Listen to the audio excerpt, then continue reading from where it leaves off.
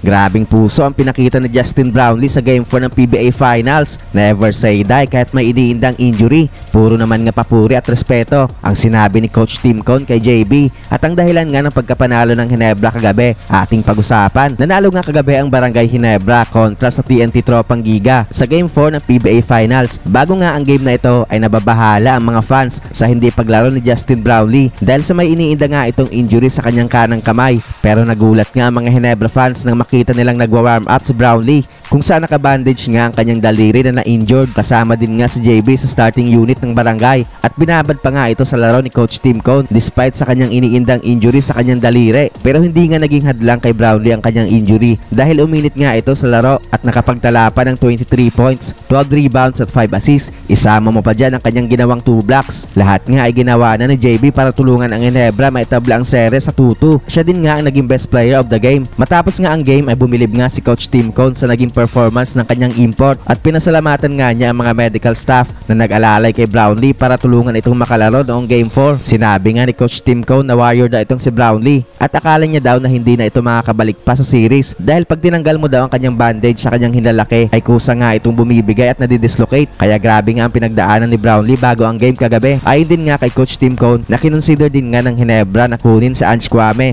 bilang replacement ni Justin Brownlee, pero sinabi nga ni JB na kaya niyang maglaro sa Game 4 at hindi naman nga niya niletdown ng Ginebra at nagkaroon pa nga ito ng napakagandang performance para isecure ang panalo ng kanyang kupunan. Pero hindi lang nga si Brownlee ang nagkaroon ng magandang performance kagabi. Nagkaroon din nga siya ng tulong sa mga locals ng Ginebra sa pangunguna nga yan ni Jamie Malonzo na nakapagtala ng 24 points sa kanyang 8 out of 11 shooting sa field. Kasama nga dyan ang kanyang 6 na 3-pointer sa game na yon. Solid din nga ang pinakita ni Japet Aguilar na kumuha naman nga ng 18 points at 8 rebounds. Naging malaking tulong nga ang naging presensya ni Japet sa loob ng paint. Umambag din nga sa panalo kagabi ng Ginebra sina Stephen Holt, Scottie Thompson at Maverick Ahanmisi. Nagkaroon nga si Ahanmisi ng dagger 3-point shot and 1 sa 1 minute mark para i-secure ang panalo ng Ginebra noong Game 4. Malaking tulong nga sa panalo ng Ginebra ang kanilang naging bench scoring sa pangunguna nga ni Jamie Malonzo at naging kontrolado din nga nila ang rebounding. Masyado naman ngang nag-rely ang TNT sa 3-pointer kung saan 28% lang nga ang kanilang shooting percentage beyond the arc. Ginamit na din nga ni Japet ang kanyang height advantage kaya hirap na hirap nga mga bigs ng TNT na limitahan siya sa ilalim.